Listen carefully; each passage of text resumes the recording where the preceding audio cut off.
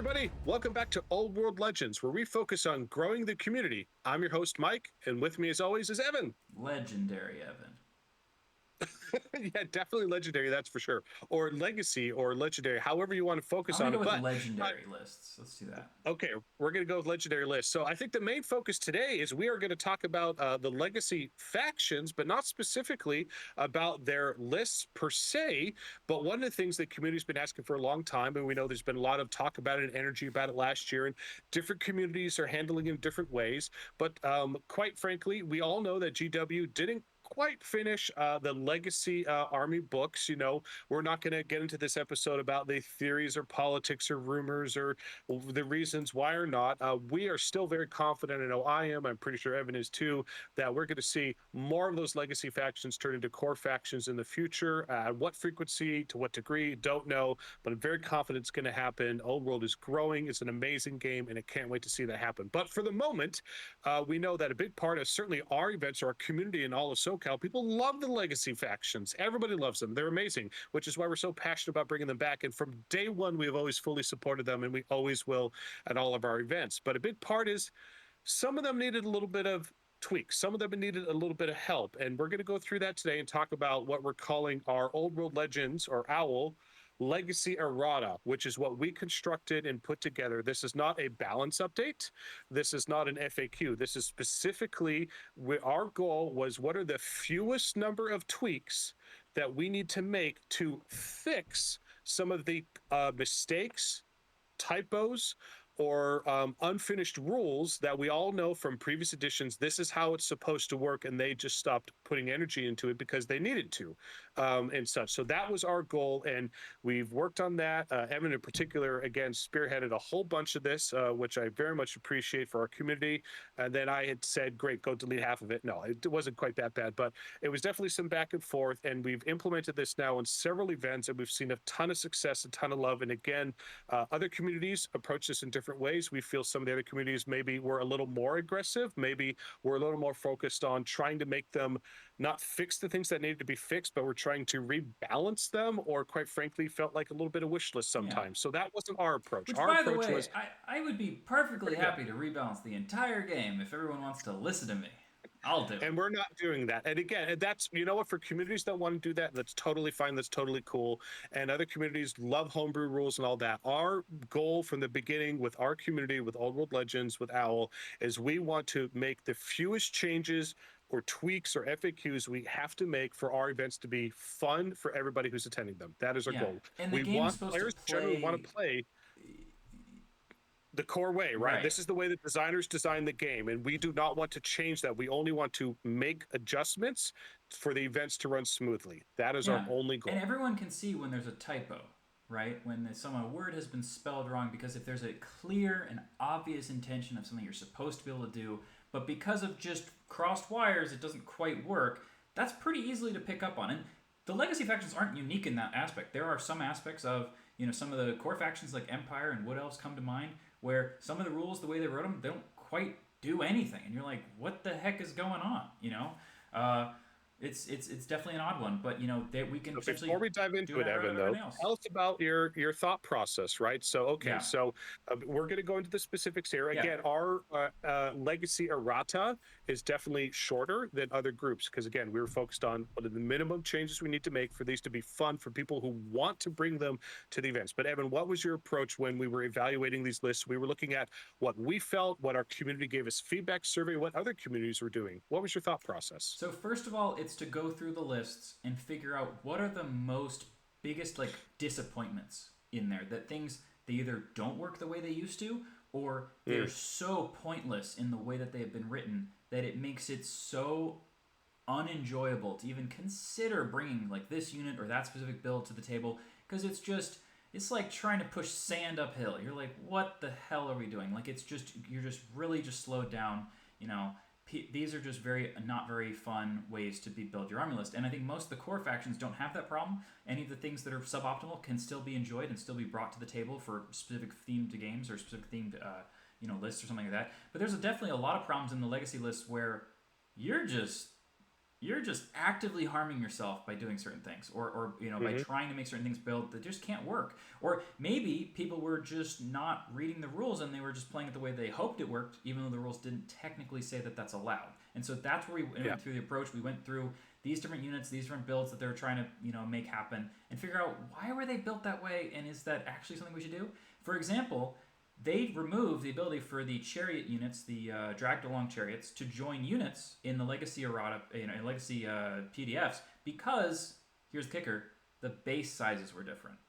That's why they can't join units, because a 60 mil by 100 mil base isn't divisible by 25 mil clan rats anymore. So they were just like, cool, you just can't join units. Ugh, yeah. That's why. And It's just the again, base sizes were wrong. That's it. That's the only reason.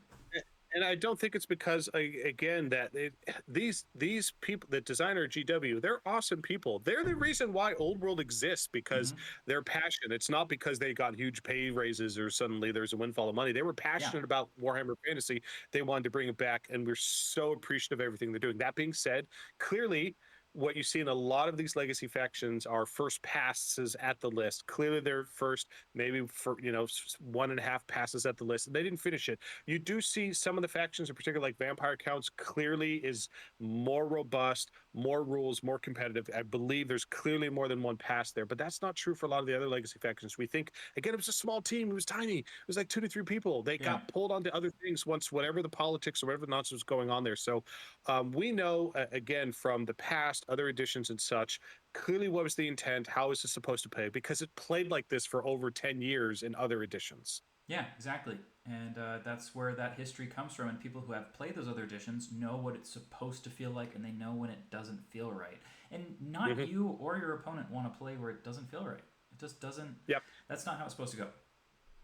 Yep. And so again, our goal was not to saying how do we make all these legacy factions as strong as vampire counts, or how do we make them up to top tier metas. That's not the goal. That's not the intent. Our intent was what are the fewest tweaks we need to make so that this is people are excited to bring their models to the battlefield and show up to an event and have a blast running their Lizardmen, or have really enjoy running their Skaven, or bring their ogres. And again, there's a mix of some of these are clearly typos. Some of these are actually they needed to clarify how this is supposed to work, because it's Yeah, really actually some not of it fun just for the doesn't other work. player the way. And Yeah. right, so there's a whole spectrum here. So let's actually dive into it and go point by point and talk about what our approach was for our legacy errata. So first of all, there's the changes just overall to the Dragalong Rule and the How to Rule. How they work is updated in the FAQ, but I can just clarify here what this is talking about. It's first of all when a dragged along unit is going to join another unit, because we don't want them to just sit around by themselves all the time. It's really sad. It does not look the way it's supposed to. There is a whole bunch of FAQ questions you're going to need to answer, because how does Hmm. that work? First of all, a 60 mil by 100 mil base, how does that join a 25 mil wide square based infantry unit? What do you do? And so we answer that question. So we'll have to go back to go look at the FAQ after to talk about that. But right now we're going to go into the individual factions and those rules there. The how to change was mostly just that you can use either the rider or the mount's weapon skill, because otherwise there's a couple units in the game where the how to of the monster is like weapon skill 3 or 4, but then all the riders are Yep. weapon skill 2, and it makes it like Yep. stupidly bad, like embarrassingly awful in terms of it just Feel gets bad hit by moments. everything. It very much feels Yep. bad. Yep. So those are the kind of feels bad moments we're targeting here. Things that just don't make any sense whatsoever. So here we're going to start with Mhm. Skaven. Skaven have the most changes because their book was the most bad, or Uh, unedited. I Let's do think that. it just it needed a little bit more love. So you're going to see some of the lists below. We're going to get to fewer and fewer tweaks, but Definitely have again, no still biases whatsoever here at all. well, we wanted them to all be awesome, and we want people to be excited to bring them all. Because before we had the Legacy Rata, honestly, we were seeing some Skaven, not a lot. Mostly Chaos Dwarves is Yeah, and Vampire Counts were the primary Legacy factions, but we weren't seeing demons. We weren't really just a tiny, not much. We weren't seeing ogres. Again, we'd see one or two occasionally appear. We weren't seeing Lizardmen, and since we've done this, dropped our Legacy Rata, we're starting to see them appear again, and people are excited. And they're telling us about they've started picking up the paintbrush. They've started painting these armies again. They can't wait to bring them at one of our future events. So that is the yeah. point, is Huge to uptick in Skaven increase the players. community's fun. Yeah, in the Yeah. last two tournaments, in the tournament in April, I played two Skaven players in a row. 2/3 of my Hmm. day was just Skaven. And they're doing very well. Now, they haven't won an event yet, but they're having a lot more fun, and they're having a blast putting their Skaven on the battlefield.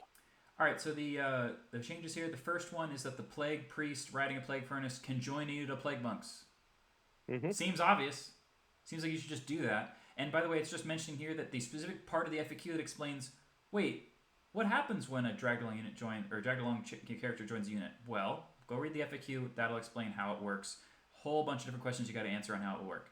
Second change: the Grey Seer riding a Screaming Bell can join units of Clan Rats or Storm Vermin. Hmm. That's how it should be. Yep. Similar Now, concept. by the way, you can still use the old Dragalong rule if you want to. One of those, Skaven players Hmm. I was playing against, he had 2 plague priests on plague furnaces and 1 Grey Seer and Screaming Bell, and only one of those 3 was actually in a unit. The other 2 were just hanging out next to him. So you can just do either one. That's okay. No one's taking Yeah, anything away from that's you. totally fine. All right. Third thing is that in the Grand Army, you only have to take 1 unit of Clan Rats instead of 1 per 1,000. Having to force a unit to take 2 units of Clan Rats and is just very sad because it really Hmm. eats up like most of your core, and you're just like, it just feels wrong. No one else has the same problem. It's very awkward. 1 plus in Yep. all sizes is fine. There's no reason to get rid of the 1 plus, but the 1 plus is fine. We'll just leave that. Hmm. The Yep. fourth thing is that if you have a plague priest in a plague monk, priest in your army, you can take 1 unit of plague monks as core instead of the storm vermin. So instead of it being 0 to 1 storm vermin in core, you can have 0 to 1 plague monk in core if you choose to. And guess what? That's Hmm. a good place to put your plague priest who's on the furnace. Plague priests, Hmm. furnace, plague monks.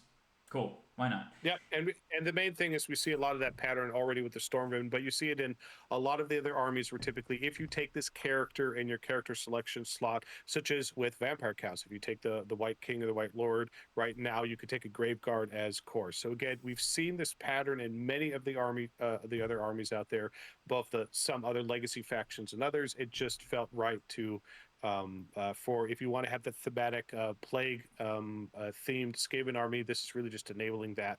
And again, we're trying to open up some of the army list possibilities for players to take. All right, the fifth thing here is that instead of there's these massive pile of this unit is 0 to 1 per each warp block engineer you take or plague priest. Super bummer buzzkill things like that no other army in the game has. Really punishing. Get rid of that and just replace all of that with just 0 to 1 per 1,000. A Hmm. lot simpler. No need to make it really complicated. Take a Warlock Engineer, do it, but don't force me to take 2 Warlock Engineers just so I could take 2 Warp Lightning Cannons. Ew. Yeah, and actually, the result of this was that was Lame. incredibly restrictive on the type of army compositions that you could take with Skaven. So again, I genuinely believe this is an early edition, a first pass of how they were probably constructing a lot of the army books for the old world, and then you see later versions of this, which I believe the Vampire Count. So this way they have Skaven right now, the way it was written, it's not a positive reinforcement system; it's a negative reinforcement system. You are having to constantly pay taxes that takes character taxes to take the units you want to take, which is just to take them at all, Yeah. versus the other side. If you look at Vampire Counts, it's hey, take that White Lord. Now you could take the Graveguard. You could take them anyway, but now you could take it as a course selection. That is a Yeah. positive reinforcement system, and Imagine we if see a instead lot it more of was that pattern. 0 to 1 Graveguard per White Lord. Exactly right. So we believe that that they probably started with this kind of mindset, this tax negative reinforcement system, and they never got back to the Skaven when they clearly switched other Right. army books and the books they spent more time on to a positive And reinforcement you know system. what? So It we wouldn't be that like bad that. if the Skaven book was still full of a whole bunch of really fun magic items you wanted to load on all those little characters. Which it Yeah, but isn't. it's just not. No. Where's my Yeah. Doom Rocket, bro? It's Yeah. gone. Maybe in the future. Well, for now, God, we'll strength see what the 5 future large brings. blast? That was All right. heinous. My God. Let's keep going. Let's All focus right. on the errata. It's going in the errata part 2.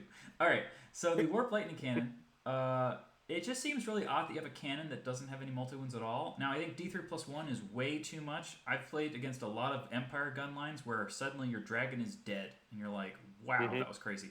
D3 is fine. It's fine. Don't freak It's out. very powerful. It's You're very fine. powerful already. So You're again, good. the Warp Lightning Chill. Cannon is still one of the best cannons in the game. It's incredibly powerful. Maybe not that reliable. That being said, what War Machine is truly reliable in the old world? That's part of playing the old world. So, but again, going from the clearly it just doing one flat wound made it in. Did Skaven did not have the tools it needed with its war machines in order to potentially deal with those 2 wound Pegasus Knights or cavalry models or monstrous creatures or just monsters in general. So again, this is still not Yeah. super There was basically just reliable, no but it is point in bringing it whatsoever unless if it does some kind of right. multi wounds. But D3, again, Fine. feels right. We felt other communities were a little too aggressive with this. We feel, and what we've seen on the battlefield is this feels pretty good. Yeah, you know what? The warp lightning cannon is only like 100 points. It's actually really cheap. D3 plus one for a Hmm. 100 point guy would be nuts, absolutely insane. Yep. All right, Lizardmen. So Lizardmen are the one that needs the second most amount of help because the Slann Hmm. just doesn't work whatsoever. You are actively harming yourself for playing the out of the rulebook Slann. Hmm. Ouch, Yep. it hurt, and you So we feel bad for wanted to your fix opponent. that. You kill the other person's Slann, and you're like, that was it. That's what the 400 point level 4 wizard did, and you just put your head in your hands and you're like, oh my god, so bad. So with a few tweaks, we believe he's significantly more exciting to put on the battlefield again. All right, so here's the tweak number one: Slann can join Temple Guard. Guess what? The only reason why he wasn't allowed to do this is because there was no such thing as a 60 by 60 mil base. Hmm. Because otherwise you wouldn't be able to fit. And it says just Silly here you reason. can either put him on that size base or you can just leave a gap. Who cares? Yep, and totally fine. Okay, second thing. If he's Slann's joined the unit, he can still be targeted by enemy shooting because he's a large target. So he's kind of just like if he was hiding behind a unit, he can still be targeted, but they can still use their Guardian's Rule to intersect the shooting. Now the main thing here though is that he doesn't get hit by like a pillar of fire by standing 3 inches from the Slann or from the Temple Guard, and then it just bounces through him and murders him on its own. So it'll just hit his unit, but if he can be targeted by shooting, whatever. Because again, if you don't have this rule, it's really weird. What happens if some of the unit's a large target, some of it isn't? How does that work?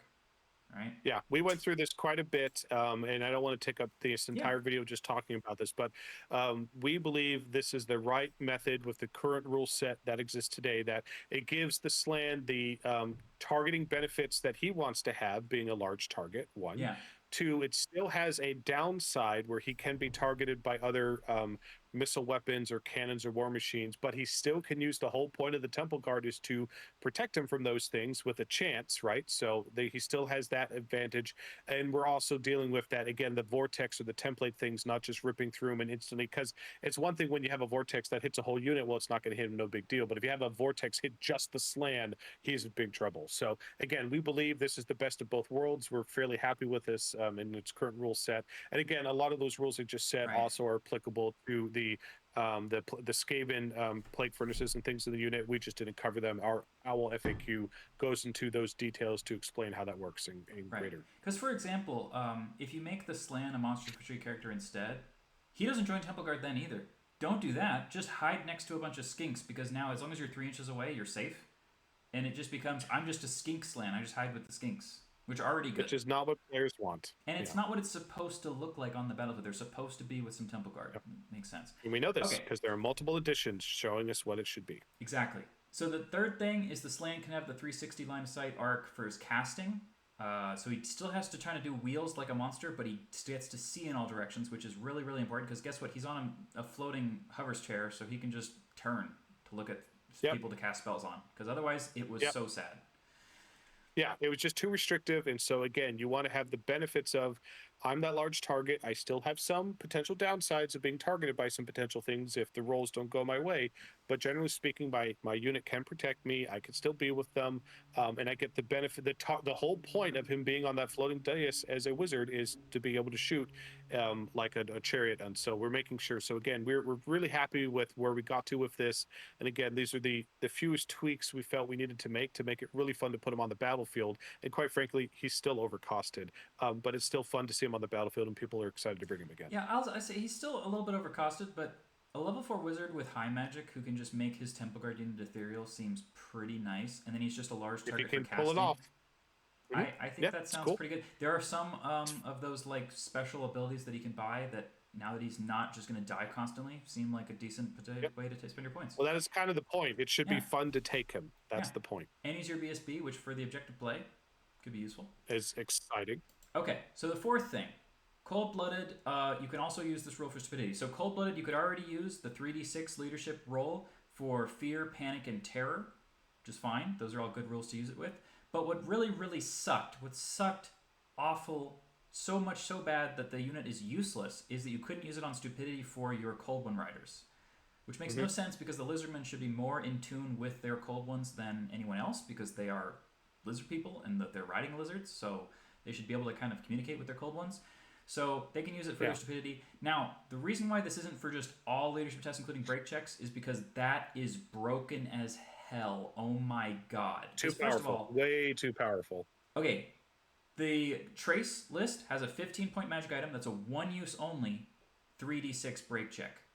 That item is gold. It is so good. This, if you just said this could be used on every unit, your regular lizardmen, your skinks are just unbreakable. You just will not run away. 3d6 drop the highest is just you're not going to go anywhere, and you're gonna instead of fall back, you're just gonna give ground constantly.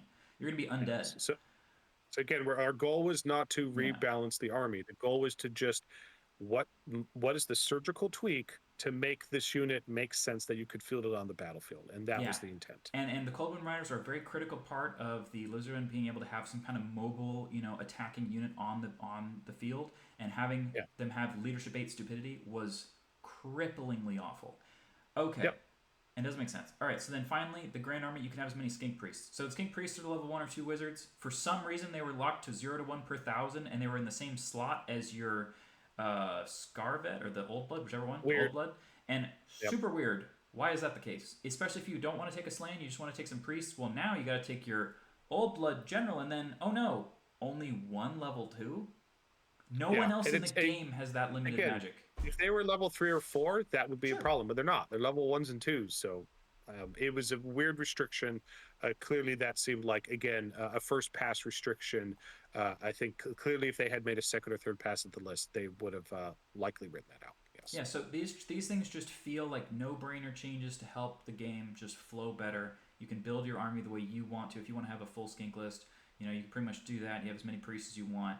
I think we probably saw Lizardmen again. I haven't seen the Lizardmen at our events for 9 months, and as soon as we drop this with the community, boom, starting to see Lizardmen again. I love that. Yeah, the out of the book Lizardmen are the sad. I think they're more sad than Skaven. I think they're the saddest army because at least Skaven had gutter runners. Right. These guys had nothing. Let's move on though. Dark Elves. Okay, so Dark Elves. Dark Elves are a lot simpler. First of all, the Death Hag on Cauldron of Blood can join Witch Elves. That's pretty much just like the other factions, right? We just want to help correct that wrong. And again, we'll have to go through the FAQ on exactly how that works. Murderous, never doing anything ever because everyone in the game who has it doesn't have a single hand weapon. And so why would they ever use it? Just instead, just first round of combat, you get to reroll into wound. Cool. Yep. Makes sense. Cool. Guess what? The Witch Elves who have this, they already have poisons. They probably don't need a wound anyway. Oh well. Yep, fair enough. Yep. Manticore giving +2 toughness. A toughness 4 Manticore character makes no sense. I don't think that for the number of points it's very similar to like a Griffin character, something like that. So just +2 seems perfectly fine for a 140-point monster. Yep, very reasonable. That's it. Otherwise, we think Dark Elves are already really fun to bring. Yeah. All right, Ogres. We've got the Hunter can join Sabertusk and stay in skirmish. Now this kind of breaks the core rule of the game, but every single photo of Ogre Kingdoms has a Hunter hanging out next to Sabertusk, and they're all kind of splayed out as a little skirmishing block. But so that was always how it operated. It is what's supposed to happen. He's supposed to be hanging out with some Sabertusk like that. And guess what? It makes him be able to charge 360. And what I like to do with this is have a nice little anti-Peg Knight unit. Have him hang out with Sabertusk, and I go, ooh, Peg Knights. And I go and murder them. Yeah. It's great. There's a reason to take them. Yeah. Yeah. We also have the Iron Fist. So you can use it as if it's kind of like a shield to improve your armor save if you have a magic weapon. It really sucks that wasn't in the main rules because then your Ogre Tyrant who's riding like a Stonehorn or something, or a Thunder Tusk, for example, he could have heavy armor, but he couldn't actually use his Iron Fist while using an Ogre Blade. So he was just, I just have an Ogre Blade and no other thing in my hand. It sucks. Yep. So you really just get to use it as if it's kind of like a shield. The Iron Blaster, really, really dumb that this thing could shoot 360 because it is technically a firing platform chariot, even though the chariot is literally like 90% tube that's just facing one specific direction. And just so like this is a feel bads for your opponent. It just felt so wrong. It feels really bad to zoom the chariot, pivot it, and then shoot a cannonball from the tip sideways 90 degrees all the way down the table. It's super dumb. Very dumb. So now it just has a frontal arc exactly like the steam tank. Makes sense. Simple. And finally, we just changed the lead belchers so that they weren't the worst unit in the entire game.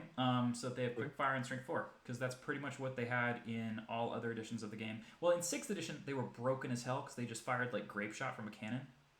Yeah, it was too good.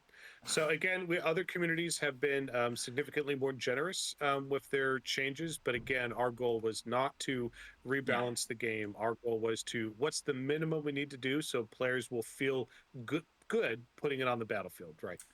right. And you know what? Feel good playing against it. Because having 2 iron blasters that were shooting sideways at you, I've had that Not happen to fun. me one time, and it's just like, this is really hurting my immersion in the game. Your iron blaster can already do a free 90-degree pivot at the end of its move, but you still Hmm. had to use that pivot to then shoot a one little cannonball out the corner. It's really dumb. Yep. Moving Okay, so on. the Chaos Dwarves, they have another thing that's basically a tank with a cannon. So we have the same thing with the firing arc, same situation. Yep. Yep. Infernal Guard commanders, so specifically the characters you never ever see, the guys who are on foot, having just heavy armor, even though there was elite troops that had full plate, made no sense whatsoever. So they just get full plate armor to start with. They can still only get up to a 3+ armor save unless they buy a bedazzling helm. Whatever. You're Yep. probably still But never going feels to a see this lot better. character. Oh well. Yep. And then finally, the Kadai Fireborn was one of those units that was so embarrassingly bad, or at least it seemed like it was just kind of like an oversight, that if you have a monster infantry unit that costs that many points, it should have the 3 wounds and it should have some kind of protection against flaming. Because these guys are literally made out of fire. Yep. Again, Weird. I think it was a first pass and they moved on. So we're just trying to fix what to us seemed pretty obvious. Yeah. Demons. So the demons, if you don't have a lot of magical attacks, seem fine. But if your army's full of magical attacks, it's like Which fighting into almost every tissue army paper. is. The amount of everyone has tons of magical attacks in this edition of the game. Well, like magic missiles. Okay, Pillar of Hmm. Fire. Or even, I've got a bunch of sword masters. All their swords are magical. It's just, Yeah, you'll just get swordmasters destroyed. or scrolled weapons with chaos knights or warriors. Like every army now, the elite units typically have magic weapons to deal with undead and things like that, or ethereal or demons. And it suddenly you find there's this amazing ward save was rarely applicable, and it was super not fun. And demon players were not showing up to events.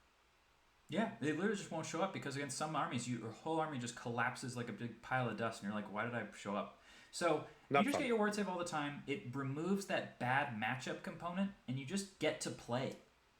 Mhm. And They when could you're still basic benefit from some infantry, armor, but this at least makes them have a good chance of. Again, it makes them fun to put on the battlefield, which was the intent. when your bloodletters are like 15 points each in toughness 3, and they just had like a light armor, it was like, why am I playing the game? So when they Yeah, actually get a ward not fun. save, sometimes you just get hit with like, I was casting a lot of fiery convocations on big piles of demonettes, and then they just pass half their ward saves, and then they only lost 4 guys. Oops. Hmm. All Yep. right, demonic instability. Now this was in most of the other editions of the game. If you roll double ones for your instability test, you get to heal D3 wounds. Now they don't have any other way to heal. They don't have a invocation into heck, anything like that. So it's just if they have the super luck of the regens or whatever, they get to heal a couple guys. This will barely ever happen, but if it does, it's cool. Why not? Yep. It's not a big deal. And it's pretty minor. Again, it's only D3. It's not you regain the whole unit or any of that stuff. So again, this is just classic older editions of the game.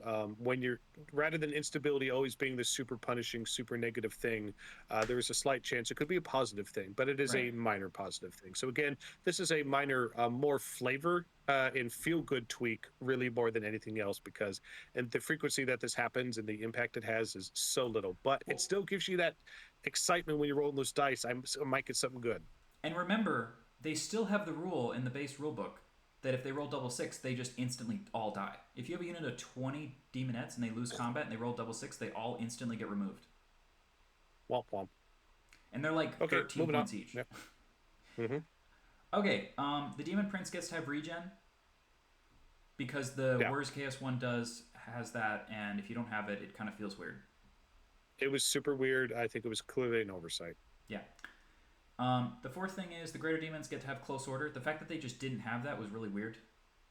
They didn't actually have any formation, I think, on Yeah, they their had no formation list. option. Clearly just Um, an oversight. and it really ruined their ability to fight other monster like characters, like a prince on a dragon, because I have combat res 1, you have combat res 0, and I just keep Hmm. and I keep winning. You keep having to take that test. Double six, you die. Right? Yep. So simple tweak, obvious one. Really obvious. And then finally, the skull cannon, another cannon on top of a chariot. Wow, this is three in a row. Okay, and the same thing, Yep. just So has a again, firing arc. they clearly had the fix with the steam tank and the core army, but the Didn't legacy propagate it. factions, they clearly never. Once they realized they needed to add that rule to the steam tank to make it feel good, they never went back to the legacy factions to update them. Right. Okay, and vampire counts barely need anything really. So first of all, it's just that Wailing Dirge, if you're in close combat, you can only Wailing Dirge against the units that you're in combat with. You can't scream from combat, out of combat, at somebody else who's nearby. That's insane. Yeah. Stop doing that. And there are definitely other communities out there who went significantly more aggressive with nerfing this. Again, that was not our approach. This was the real feel bad. We do not feel that screaming into combat is the issue. The issue is I'm in this combat. Clearly, my attention should be at the thing in front of me trying to stab me, not being able to scream out to something else. That felt really bad and wrong to us. That being said, again, scream lists are super fun, very popular. Quite frankly, haven't seen a scream list win at one of our events in over a year at this point because everyone learned how to fight them and deal with them. So they're still super fun. They're bring out there, but let me tell you, nothing ends a scream list real faster than fighting a Bretonian all veteran army list, and they reroll every single leadership test. Those screams are not going to do diddly in that game. That's true. Okay, and then finally, now this was something that I personally found really, really silly. The Vampire Dark Acolyte ability, which you're like, Dark Acolyte, what's that? So Dark Acolyte's the ability that lets the vampire actually use Invocation of Nehek to heal people. And the reason why you might want to buy this is if you don't want to bring a Necromancer, if you just want to have a Vampire Lord, like I often want to play with my Neferata level 4 wizard. But guess what? The Dark Acolyte was like 30 points to let you heal as a level 1, which is really lame. And so instead, we just changed it to you can use Invocation of Nehek with whatever level you currently are. So if you want to buy this and level 3, and all that other stuff, that's a ton of points to sink in the one guy. But guess what? You can have that and just do a little bit of healing, just a teeny bit. It's super not efficient. Necromancers are significantly more cost effective for healing. That being said, if you want your all thematic just vampire character list, this enables you to do that. So I want that. Yeah, my Neferata build fun. is 600 points. Yeah, doesn't make any sense. But that's it. That's the end of our Owl Legacy Errata. Hopefully, if you got to us at the end, it makes sense. And, definitely encourage people, feedback, comments. I'd always love to have them. Hopefully, you can check out our events and we go through some of those things. And, we're going on a tangent? Where are we going? We need to look at the Dragalong rules, just to explain that. Okay, so let's when go through the character with Dragalong joins a unit, what happens? First of all, place the character This in the is why rank. it wasn't in the errata, because look at all of the FAQs we had to add. So this is why we're like, okay, this needs to live in the FAQ, is why it's over here. So place it in the center of the front rank, displacing the models to either side. If the base don't match, because guess what, they won't. Just leave gaps, whatever. In fact, I had my friend Leo, he actually printed and then painted up nice little like 15 mil trim of like little rats on little bases that you could slide in there as like a little spacer. It's pretty cool. It's super cool. Treat the whole unit as an infantry unit using the infantry unit's movement characteristic. Use the line of sight to individual models as normal, and so you can draw line of sight to the large target over the other things. You can shoot at the large target separately as if they were two different units. So you can use a fireball and shoot at the guy who's in the unit still. He's not hiding from fireball. He doesn't have lookouts or anything like that. You can still just fire at them. That's exactly how it works if they're dragged along sitting next to a unit. They're just in a unit now. That's it. Yeah. Dragged along units can't ever move through the ranks. So if you charge with, like, let's say I have a dragon and I charge those plague monks in the flank, the guy on the plague priest doesn't get to go, I'm going to slide sideways and go fight you. No, he can't move through the ranks. Which, by the way, means you can't accept a challenge if you're not in the fighting rank. Yep. They also can't ever go back from the ranks if they decline a challenge or use Verminous Valor, so they can't ever leave the front of the unit, if that makes sense, because that would be really weird and you'd have to pick up a bunch of models and move stuff around, and it doesn't make sense. You're in a giant war machine in the middle of a unit. You're not hiding. Period. It's almost like if the unit was just a C shape and a second unit was just in there and they're just sitting next to each other, if that makes sense. Yep. All right. If the vortex bounces through the dragged along unit, it hits both of them. However, most of these dragged along things are toughness 5 or 6, so they're not like the Slann situation where that's going to be that big of a deal. But this avoids the situation of trying to come up with a rule for how to scatter the damage between the two. It just hits both. Yep. But again, keep in mind, this is why for the Slann specifically, he is protected from his unit, which is different than these war machines within the unit. Yeah, Because, because but that being these are said, dragged along. It's different. the war machines are really high in wounds and really high in toughness, and usually have an armor save. The vortexes really don't pose much of a threat to these things. Okay, and they can't benefit from lookout, sir. You can't have a single plague monk dive in front of a cannonball. That makes no sense. Yep. All right, it's not listed here, but because of the rules, the way that they're written, it doesn't need to be in the FAQ. You cannot use Steed of Shadows to cast on one of these units and have the whole thing fly 12 because Steed of Shadows targets models that are infantry. The Dragged Along Chariot is not infantry, so it can't benefit from the fly 12. Okay? Mm-hmm. Okay. Yep. And again, that being said, we had more aggressive versions of this FAQ. We had other caveats and things. Generally speaking, again, we've used this at 2 or 3 events so far. It's gone great. We've seen tons of them. People are having a great time. Very, very effective. I'm sure there's probably some master Warhammer player out there who can probably find a hole or some way to break it. So, but again, please let us know in the comments. Join our Discord. Let us know how we can make this better for everybody who's coming to the events. Yeah, so far, this has basically just been a really feel-good mechanic. Made a lot of people want to bring these things. The Plague Priest on the Plague Chariot is already a really good unit. He can be wizard if you want, but most of the time it's just, hey, I'm toughness 6, -1 to hit, weapon skill 5. That's just really hard to deal with when he has 7 wounds. It's plus it gives the -1 toughness. It's a really good it gives you -1 toughness to anything in base. So like his regular plague monks are now just wounding you a lot easier anyway. It's nasty. It's actually real nasty. It's fun. Cool. I think they said we got to the end, Evan, right? Yeah. We did it. Cool. All right. So yeah, again, if you got through this, we'd love to hear your thoughts, comments.